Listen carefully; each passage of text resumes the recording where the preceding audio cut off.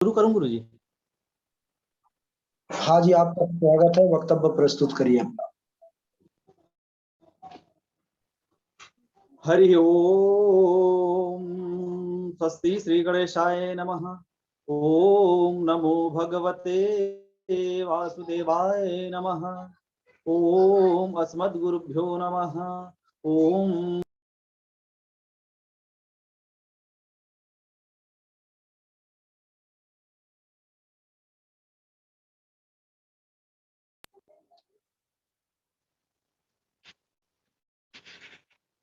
हरि ओम श्री राधा कृष्णाय नमः। ओम श्रीमन्मते रामानुजाय नमः। ओम गजाननं भूतगणाधिसेवितं कपीतजम्बूफलचारुभक्षणम् उमासुतं शोकविनाशकारकं नमामि विघ्नेश्वरपादपङ्कजम्। नमामि विघ्नेश्वरपादपङ्कजम्। ॐ नमः परमहंसा स्वादितचरणचिन्मकरन्दाय भक्तजनमानस निवासाय श्रीरामचन्द्राय विश्वसर्ग विसर्गादि नवलक्षणलक्षितं श्रीकृष्णाख्यं परमधाम जगद्धाम नमामि। नारायणं नमस्कृत्यं नरं चैव नरोत्तमं देवीं सरस्वतीं व्यासं ततो जयमुदीरयेत्। आनन्दमानन्दकरं प्रसन्नं ज्ञानं स्वरूपं निजभावयुक्तं योगीन्द्रविद्यं भवरोगवैद्यं श्रीसद्गुरुं नित्यमहं नमामि। कृष्णत्वदीयपदपङ्कजपञ्जरान्तम् अद्यैव मे विशतु मानसराजहंसः प्राणप्रयाणसमये कपवात पित्तहि कंठावरोधन विधौ स्मरणं कुतस्ते बर्हापीडं नटवर वपुः कर्णयोः कर्णिकारं बिभ्रतवासाः कनककपिशं वैजयन्तीं च मालाम् करारविन्देन पदारविन्दे मुखारविन्दे विनिवेशयन्तां वटस्य पत्रस्य पुटे शयानं बालं मुकुन्दं मनसा स्मरामि। अञ्जनानन्दनं वीरं जानकी शोकनाशनं कपिशमक्षहन्तारं वन्दे लङ्का भयङ्करं मुखं करोति वाचालं पङ्गुं लङ्घयते गिरिं यत्कृपातमहं वन्दे परमानन्दमाधवं। मुख होई वाचाल पंगु चढ़े गिरिवर जासु कृपा सो दयाल द्रवौ सकल कलिमल दहन। श्री हरि जुआय विराजिए कथा कह रसिक हरिदास तुम श्रोता श्री भागवत के तव पद रज हमदास। जय जय श्री राधा रमण जय जय नवल किशोर जय गोपी चित चोर प्रभु जय जय माखन चोर। राधा मेरी स्वामिनी मैं राधे जू को दास जन्म जन्म मोहि दीजियो श्री वृंदावन धाम। भक्त भक्ति भगवंत गुरु चतुर नाम बपुए इनके पद वंदन किए नासत विघ्न अनेक। बोलो श्री भागवत भगवान की जय। बोलिए श्री वृंदावन बिहारी लाल की जय। बोलिए व्यास जी भगवान की जय। बोलिए सुखदेव जी भगवान की जय। बोलिए सब संतन की जय। बोलिए सब विप्रन की जय। बोलिए सब श्रोता की जय।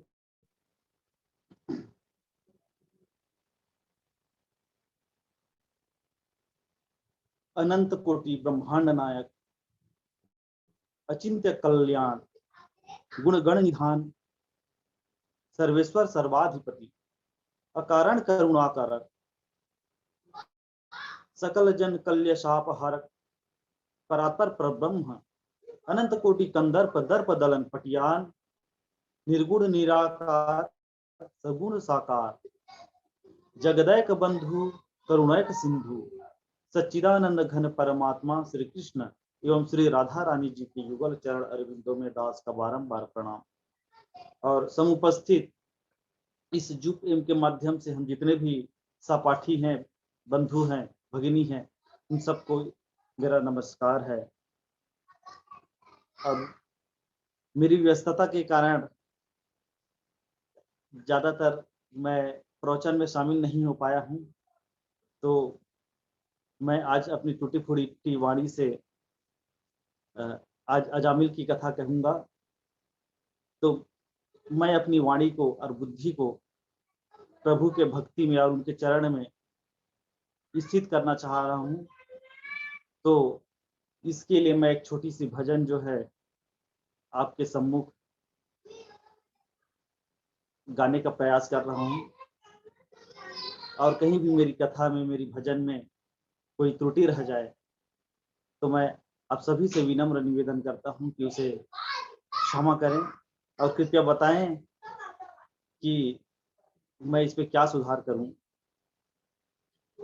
मुक्ति का कोई तू जतन कर ले, मुक्ति का कोई तू जतन कर ले, रोज थोड़ा थोड़ा हरि का भजन कर ले, रोज थोड़ा थोड़ा हरि का भजन कर ले।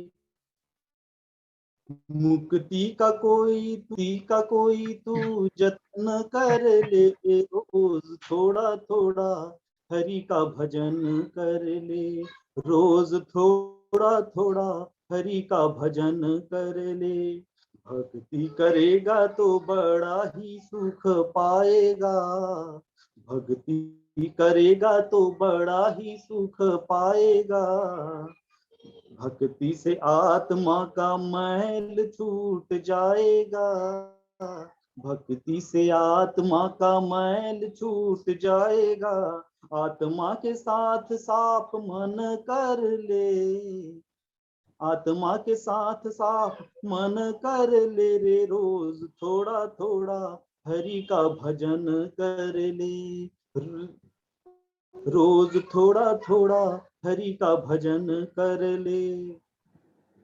संग कर अच्छे लोगों की, संगत कर अच्छे लोगों की, दवा मिल जाएगी सभी रोगों की, दवा मिल जाएगी सभी रोगों की। जिंदगी को अपनी चमन कर ले, जिंदगी को अपनी चमन कर ले रे, रोज थोड़ा थोड़ा हरि का भजन कर ले, रोज थोड़ा थोड़ा हरि का भजन कर ले। मुक्ति का कोई तू जतन कर ले, मुक्ति का कोई तू जतन कर ले रे, रोज थोड़ा थोड़ा हरि का भजन कर ले, रोज थोड़ा थोड़ा हरि का भजन कर ले, रोज थोड़ा थोड़ा हरि का भजन कर ले, रोज थोड़ा थोड़ा हरि का भजन कर ले। बोलो श्री वृंदावन बिहारी लाल की जय।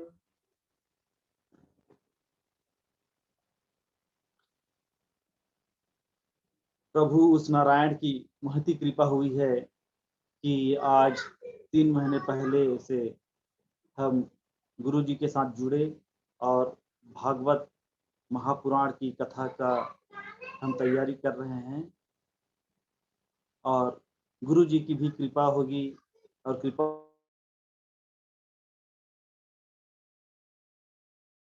हो रही है। और हमारा जब भी यह कथा पूर्ण हो जाएगा तो हम इसमें अपनी कथा को हम और भी तैयारी करेंगे। तो आइए हम आज आपके सम्मुख 6वें स्कंद में जो कथा आती है अजामिल की, वो हम कथा कहेंगे। तो हे श्रोतागण, हे सज्जन, जब राजा परीक्षित जी को श्रमिक के पुत्र श्रृंगी ऋषि का श्राप लगा कि 1 सप्ताह के बाद में आपको तक्षक नाम का नाग जो है डस लेगा और तत्कालिक आपकी मृत्यु हो जाएगी, तो राजा परीक्षित वह सर्वज्ञ धर्मज्ञ थे, वह विद्वान थे। क्यों? क्योंकि वह पांडु के वंशज थे। तो राजा परीक्षित जी वह अपने समय को बिना नष्ट किए वह अपने घर से और अपने राज्य को छोड़कर उसकी तलाश में चले गए जिनसे उनकी सद्गति की प्राप्ति हो जाए। तो जब वह पुरुषार्थ कर ही रहे थे तब सुखदेव जी महाराज आए और सुखदेव जी महाराज से उन्होंने पूछा कि हे श्री गुरुवर जी, जिन प्राणी का केवल 7 दिन का समय बचा हो, उनके पास केवल 1 सप्ताह का समय हो अपने मृत्यु को प्राप्त करने के लिए, तो ऐसे प्राणी को, ऐसे व्यक्ति को क्या करना चाहिए? तो श्री सुखदेव जी जो हैं उनको सुंदर भागवत का उपदेश दे रहे हैं। और जब प्रथम स्कंद, द्वितीय स्कंद, तृतीय स्कंद, चतुर्थ स्कंद और पंचम स्कंद में उन्होंने सुना, तो द्वितीय स्कंद में निवृत्ति मार्ग के द्वारा कैसे मृत्यु को प्राप्त कर वह ब्रह्मलोक में जाता है, ब्रह्मलोक से फिर मोक्ष को प्राप्त करता है। तो तृतीय स्कंद में ऐसे ही जब वह मृत्यु के बाद में स्वर्ग को जाता है, स्वर्ग के बाद में वह जब अपने पुण्य को भोग लेता है, उसके बाद में फिर कैसे वह पृथ्वी पर जन्म लेता है। तो इस तरीके से जब चतुर्थ स्कंद और पंचम स्कंद में उन्होंने सुखदेव जी महाराज के द्वारा विभिन्न प्रकार के नरकों के बारे में वर्णन सुना, तो राजा कुछ भयभीत से हो गए। फिर राजा परीक्षित जी कहने लगे कि हे गुरुदेव, आपने जो मार्ग बताया कि मृत्यु के बाद में प्राणी जो है मुक्ति को भी प्राप्त कर लेता है और पुण्य के द्वारा वह स्वर्ग लोक को भोग कर पुनः पृथ्वी पर जन्म लेता है और पाप कर्म के द्वारा नरक की यातना को सहन करके वह फिर से इस धरती पर जन्म लेता है। तो यह विभिन्न प्रकार के नरकों को सुनकर राजा परीक्षित भयभीत हो जाते हैं। और महाराज जो है गुरु सुखदेव जी से कहते हैं कि ऐसा कुछ उपाय गुरुदेव जिसके करने से यम यातना के दुखों को न भोगना पड़े, प्राणी नरकों में जाने से बच सके। तो श्री सुखदेव जी कहते हैं, परीक्षित, मनुष्य 3 प्रकार से कर्म करता है, मनसा वाचा कर्मणा, मन, वाणी और अपने शरीर से। शरीर अर्थात शरीर में इंद्रियों का वास होता है। तो मन, वाणी और शरीर में जब वह पाप करता है और वह इसी जन्म में उन पापों का यदि प्रायश्चित कर ले, तो निश्चित ही वह नरकों से दूर रहता है, अर्थात यम यातना से पीड़ित नहीं होना पड़ता। तो राजा परीक्षित ने कहा, प्रभु, मनुष्यों से जाने अनजाने में न जाने कितने पाप हो जाते हैं, और वह पाप करेगा, पाप के बाद तो फिर प्रायश्चित करेगा, प्रायश्चित के बाद वह फिर से पुनः प्रायश्चित करेगा और प्रायश्चित करने के बाद फिर से पाप करेगा। तो क्या वह प्रायश्चित करने के बाद में क्या उसे सद्गति प्राप्त होगी? क्योंकि प्रायश्चित करने के बाद तो फिर से वह पाप कर्म में लिप्त हो रहा है। तो यह मुझ में एक बहुत बड़ी शंका बनी हुई है। हे गुरुदेव जी, आप मेरी इस शंका का समाधान करिए। क्यों? यह शंका इसलिए क्योंकि एक हाथी जो है वह जब किसी सरोवर में स्नान करता है और सरोवर में स्नान करने के बाद में जब वह पुनः मैदान में जमीन में आता है, तो उसके स्नान करने या न करने का कोई भी औचित्य नहीं रह जाता है। अर्थात उसके स्नान करने और न करने का एक समान सा प्रतीत होता है। तो इस प्रकार से अपनी शंका और अपनी जिज्ञासा को गुरुदेव जी से पूछने लगे। तब श्री सुखदेव जी कहते हैं, परीक्षित, कर्मों के द्वारा जो है, कर्मों का आत्यंतिक कर्मों का आत्यंतिक नाश नहीं होता। अर्थात कर्म का, एक कर्म के नाश के लिए दूसरे कर्म फिर से करना, उसका, उस कर्म का जो है पुण्य और पाप का जो फल है वह कभी नाश नहीं होता। यदि हम पुण्य करते हैं और पाप करते हैं तो उसका केवल एक ही उपाय है, वह क्या है? प्रायश्चित कर लेना। तो प्रायश्चित कैसे? जैसे कि एक कोहरा है या फिर अंधेरा है, तो उस स्थान पर यदि सूर्य का उदय हो जाए या फिर कहीं से उजाला आ जाए, एक दिया भी जल जाए, तो वह अंधेरे को नष्ट कर देता है। उसी तरीके से एक समस्त पापों को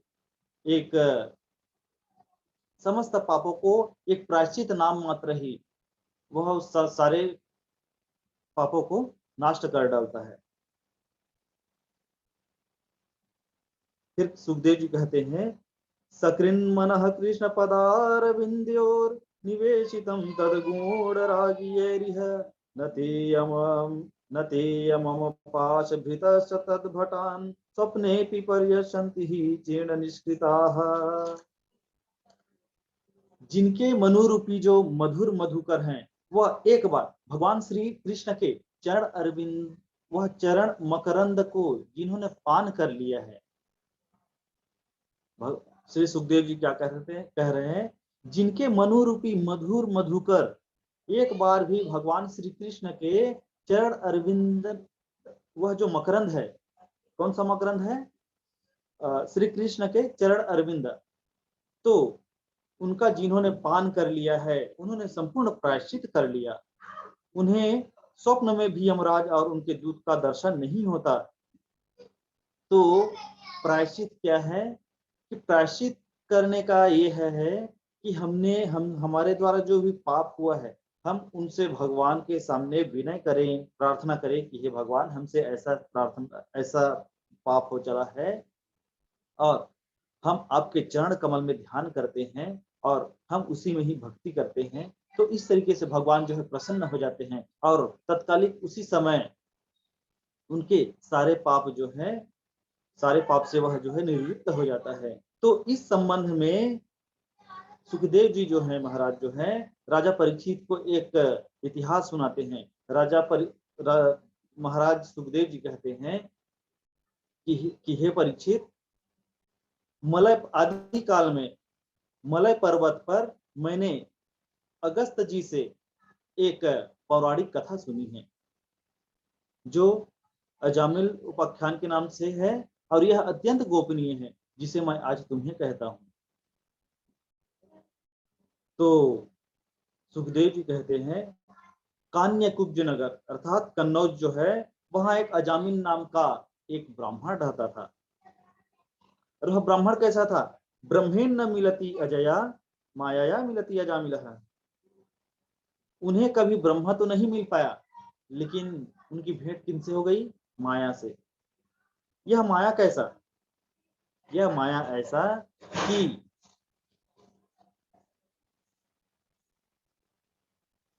यह माया कैसा कि जब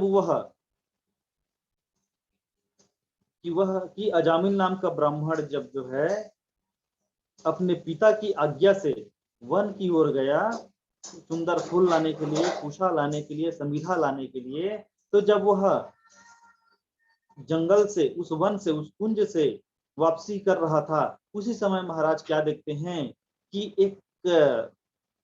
एक सुंदर स्त्री जो है एक शूद्र पुरुष के साथ में लिप्त है, एक जल क्रीड़ा कर रहे हैं। तो वह अजामिल जो है उस पर मोहित हो गया। मोहित कैसा कि उन्होंने अपने आंखों से उस दृश्य को देख लिया। कहते हैं कि यह जो दृष्टि है, दृष्टि से जो कुछ भी देखा जाए, जो कुछ भी दृश्य जो समा जाता है, उस दृश्य की संपूर्ण जो कल्पना है वह मन में स्थान कर लेता है।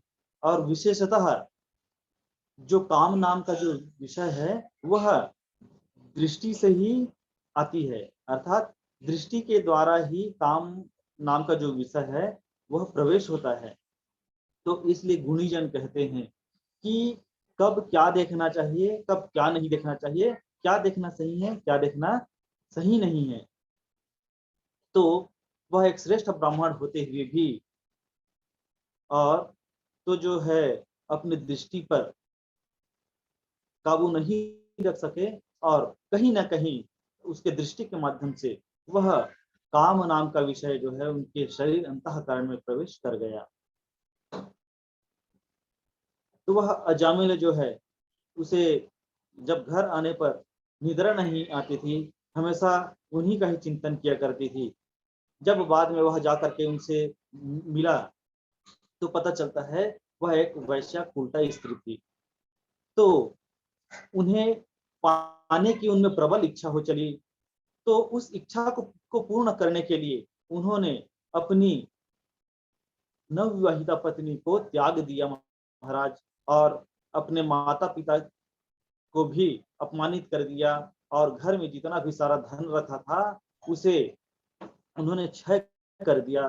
किस कारण से? उस वैश्या स्त्री को प्राप्त करने के लिए कि मैं उस स्त्री को अपनी पत्नी बना लूं। तो जैसा ही भावना किया जाता है, जैसा ही भावना किया जाता है, कहीं ना कहीं हम जैसा सोचे जैसा भावना करें तो वह भावना धीरे धीरे धीरे धीरे उस कर्म को संपादित करने लग जाती है। और उस श्रेष्ठ ब्राह्मण जो था अजामिल, उनके साथ भी ऐसा ही हुआ।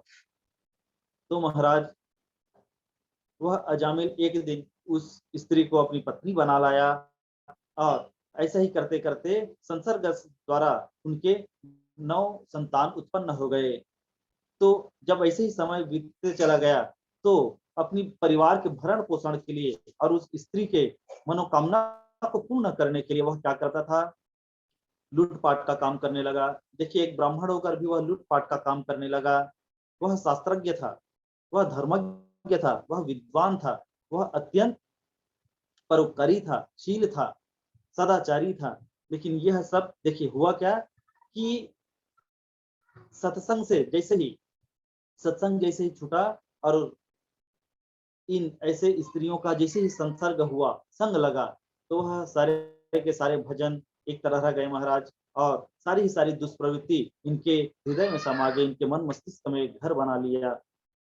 और इनके द्वारा कुछ भी इनके द्वारा कभी भी सत्कर्म होना बंद हो गया। हमेशा ही दुष्कर्म करता था, लूटपाट का काम करता था और अपने परिवार का भरण पोषण करता था। तो महाराज आगे सुखदेव जी कहते हैं कि हे परीक्षित, जब समय बीतने लगा, जब यह अजामिल 88 वर्ष का हो चला, उसी समय तो सुखदेव जी कहते हैं कि परीक्षित, एक बार होता क्या है कि उस गांव में, उस कान्याकुब्ज नगर में संतों की कुछ टोली आ रही थी। वह संध्याकालीन बेला था। तो उन संतों ने सोचा कि आज हम यही विश्राम करेंगे और आज हम यही भजन करेंगे। तो उन संतों ने कहा, गांव में जो बच्चे खेल रहे थे, कुछ लोग थे, उनसे पूछा कि हम जो है तीर्थाटन पर हैं और हमें आगे चलना है, तो आज हम इस गांव पर जो है, इस नगर पे हम आज विश्राम करना चाहते हैं। तो कोई ऐसा बताइए हमें, ऐसा कोई व्यक्ति बताइए जिनके यहाँ से आज हम भिक्षा ग्रहण कर सके और हम कुछ विश्राम करना चाहते हैं। तो वहां पर खेल रहे बच्चे क्या कहते हैं, आज आज तो कुछ देखा जाए। क्या देखा जाए? तमाशा देखा जाए। कैसा तमाशा महाराज? कि कुछ साधु संत लोग आए हैं, तो हम इनको अजामिल के घर भेज देते हैं और हम इनको वहीं से भिक्षा मंगवाते हैं। तो अजामिल क्या करेगा? इनको अपमानित करेगा। ऐसी मजाक करते हुए तो अजामिल के घर का रास्ता बता दिया। तो संत लोग जो हैं, उनकी टोली जो है अजामिल के घर पर चली गई। अब जब वह संत कहे कि भिक्षाम देही, तो कुछ समय बाद में एक उनकी जो है स्त्री, वह स्त्री निकल करके आई और संत ने कहा कि हे देवी, हम जो है तीर्थाटन पर हैं और आज समय अधिक हो गई है, हम इसी नगर पे विश्राम करना चाहते हैं और आज अब हम आपके घर से भिक्षा लेने आए हैं, तो हमें भिक्षा दीजिए। तो उस स्त्री ने कहा कि मेरे पति स्वभाव से दुष्कर्मी हैं, वह यदि आप लोगों को देख लिया तो आप लोगों का अपमानित करेगा, तो इसलिए आप यहाँ से चले जाइए। लेकिन संतों ने कहा, नहीं देवी, आज हम भिक्षा यहीं ग्रहण करेंगे और भजन भी यहीं करेंगे, हम रात्रि विश्राम यहीं करेंगे। तो उनके हृदय को देखते हुए वह स्त्री जो है, वह वैश्य स्त्री जो है, उनकी पत्नी, घर से कुछ कच्चा सामग्री, आटे दाल चावल वगैरह की, सब्जी की सारी सामग्री उनको भिक्षा में दी। उसके बाद में कुछ दूर पर एक वट वृक्ष का चबूतरा जैसा कुछ जगह था, वहां पर इन्होंने विश्राम किया।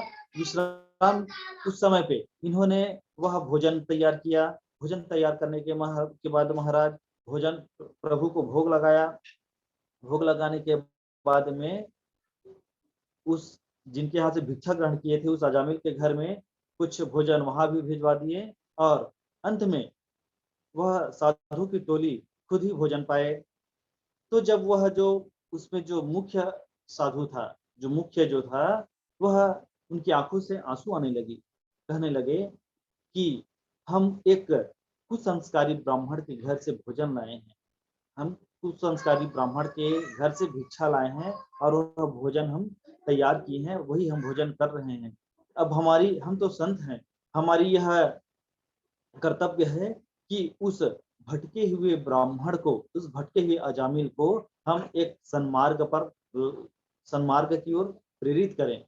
तो जब इस तरीके से रात में भजन हुआ, कीर्तन हुआ, तो महाराज जैसे ही प्रातः काल होता है, संध्या करने के बाद में उस घर में पहुंच जाते हैं।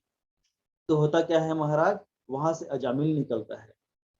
अजामिल निकलता है और अजामिल कहता है अपने स्त्री से, देखो हमारे घर में क्या आए हैं, साधु आए हैं, तो क्या कर लिया जाए, इनको लूट लिया जाए। तो जैसे ही उनकी कामना थी कि इन साधुओं को लूट लिया जाए, तो उनकी स्त्री उनको क्या करते हैं, डांटते हैं। क्यों डांटते हैं महाराज, कि हमारे घर में साधु आए हैं तो हमें इनकी सम्मान करनी चाहिए। वह अजामिल था, सब वह सारी दुनिया को तो डराता था, लेकिन अपनी स्त्री से डरता था। तो इतने पर वह डर कर रह गया, सहम गया, और फिर वह भिक्षा मांगने चला। अर्थात नहीं, अर्थात वह दक्षिणा मांगने के लिए गए हुए थे। कहते हैं ठहर जाते हैं, दक्षिणा लेकर के आगे तीर्थाटन करते हैं। तो वह अजामिल, वह दुष्कर्मी कहने लगा कि हे साधु सन्यासियों,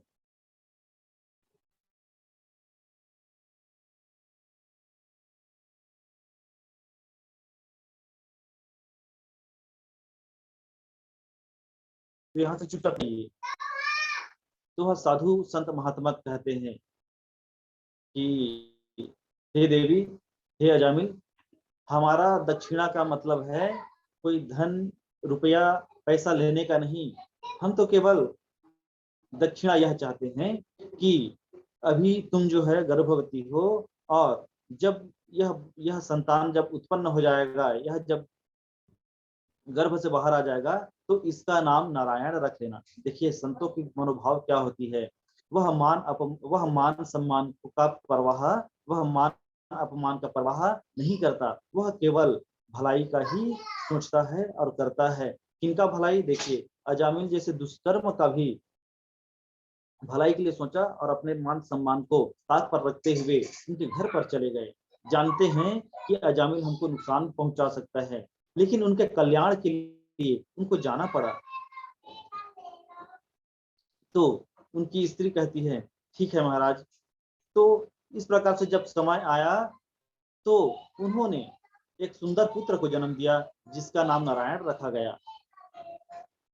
और वह धीरे धीरे जब बढ़ने लगा, तो जैसे एक कोई भी हो, सुंदर छोटा पशु, छोटा पक्षी, या फिर एक बालक हो, बालिका हो, उनके साथ में किस तरीके से मोह हो जाता है। तो वह तो सबसे छोटा पुत्र उनका था। अजामिल खूब उनसे प्रेम किया करता था। इतना आसक्त हो गया, इतना मोह था अपने पुत्र के ऊपर में, कि सोते उठते बैठते खाते पीते हर समय अपने पुत्र को याद करता कि नारायण ये ले आओ, नारायण वो कर लो, नारायण ऐसा कर लो। तो इस तरीके से नारायण शब्द के उच्चारण से उनके कहीं न कहीं उनके पुण्य की जो जहाँ पर राशि है वह बढ़ने लगा। और एक समय वह जब 88 वर्ष के हुए महाराज, तभी होता क्या है, काल के वश यमदूत धर्मराज के 3 यमदूत वहां पर प्रकट हो गए।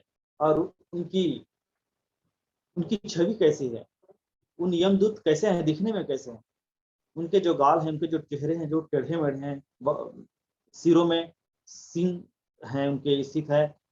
अर्थात कहने का तात्पर्य है कि बड़े भयावह थे, बड़े भयानक दिखते थे, डरावने लगते थे। तो उसे देखकर स्वाभाविक है कि वह अजामिल डर गया महाराज।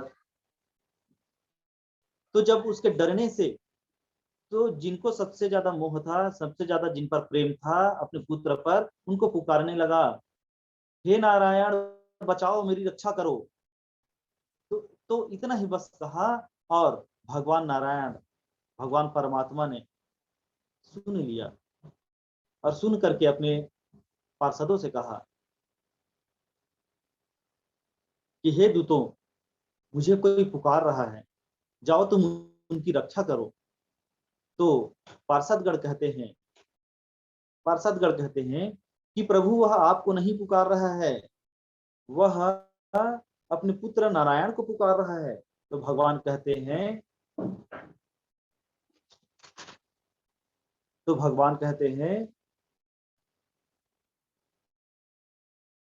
कि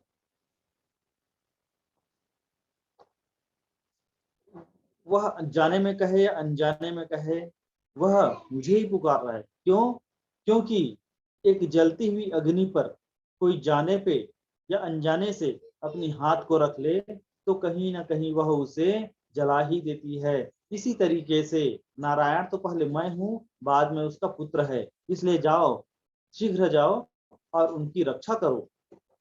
तो जैसे ही वह जो यम का जो दूत है, उनके सूक्ष्म शरीर को जब खींच रहा होता है, उसी समय 4 पार्षदगण जो है वहां पर प्रकट हो जाते हैं। उनकी स्थिति कैसी है, वह करोड़ों सूर्य के समान शोभायमान उनकी प्रकाशित हो रही है। और उनकी 4 भुजाएं हैं, जिन पर चक्र, गदा, शंख और पद्म धारण किए हुए हैं। कोई कोई तलवार पकड़े हुए हैं, तो कोई धनुष अपने हाथ में रखे हुए हैं। और उसी खड्ग से जो है, जिस फांसी के फंदे से खींच रहे होते हैं, उसी को सर्वप्रथम काट देते हैं। और उनके साथ में कुछ वार्तालाप होती है। यह वार्तालाप अत्यंत प्रसिद्ध है, जिसको कहा जाता है यमदूत और विष्णुदूत के बीच में संवाद का होना। तो महाराज, उनके बीच में क्या संवाद होती है?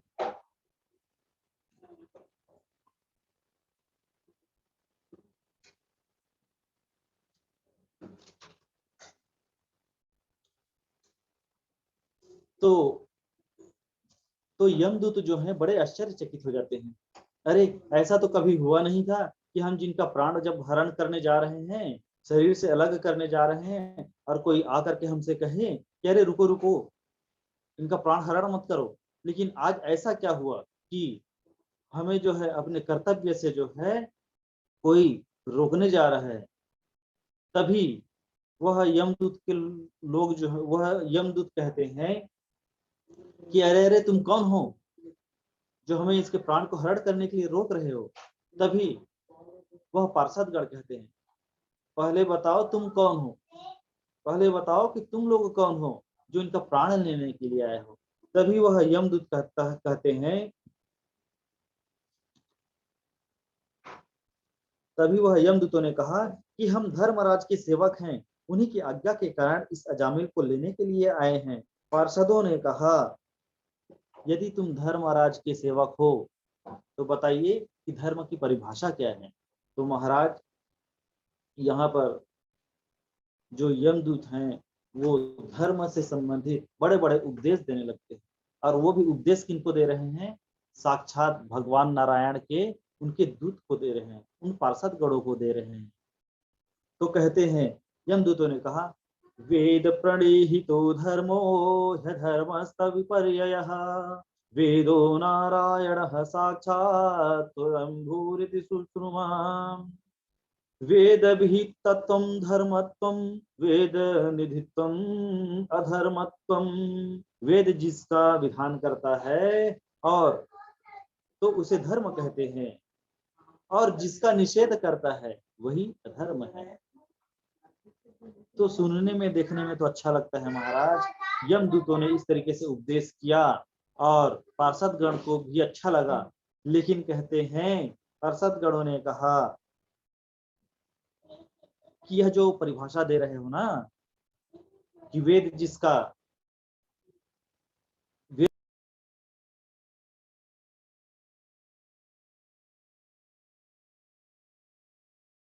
जिस और जिसका निषेध करता है उसे अधर्म कहते हैं।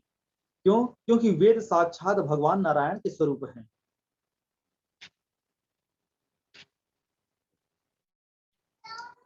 क्योंकि वेद जो है साक्षात भगवान नारायण के स्वरूप है। उनके सांस प्रवास से प्रकट हुए हैं। तो भगवान के पार्षदों ने कहा, यमदूतों, जब वेद साक्षात भगवान नारायण के स्वरूप हैं तो अजामिल ने मरते समय उन्हीं नारायण का ही तो नाम लिया है ना, उन्हीं को तो याद किया है ना, उन्हीं का तो स्मरण किया है ना, तो जिससे इसके करोड़ों जन्म के पापों का प्रायश्चित हो गया है। पतितः स्खलितो भग्नः संदष्टस्ताहतः हरिरित्यवशेनाहं तुमान्नाधति यातनाम्। कहते हैं कि गिरते समय, फिसलते समय, सर्प के डसते समय पे और कोई भी जब संकट आ जाए तो उस समय पे व्यवस्था पूर्वक यदि भगवान नारायण का, उनके नाम का स्मरण मात्र भी कर ले तो भगवान नारायण उनकी रक्षा करते हैं और यम यातना से उन्हें उनकी भी रक्षा करते हैं, चाहे वह जानकर करे चाहे अनजान होकर करे। एक बार हुआ क्या महाराज कि द्रौपदी जी ने जब भगवान को पुकारा, गोविंद गोविंद कह करके जब बुलाया, पुकारा, तो उनको 2 बार गोविंद कहना पड़ा। भगवान नारायण को एक बार गोविंद पर आ जाना था, पर उनसे कुछ देर हो गई। तो जब एक बार जो गोविंद रह गया, वह आज भी, भगवान कहते हैं कि वह आज भी मेरे सिर पर ऋण रूप से विद्यमान है। तो जो व्यक्ति भगवान नारायण का उच्चारण कर ले, भगवान नारायण को स्मरण कर ले, उच्चारण कर ले, तो भगवान सदैव उनकी रक्षा करता है और हमेशा और सर्वदा ही उनके पापों का क्षय भी हो जाता है और अपने चरण कमल में स्थान भी दे देता है। भायम कुभायम अनक आलसहु नाम जपत मंगल दिशि दसहु। तो भगवान का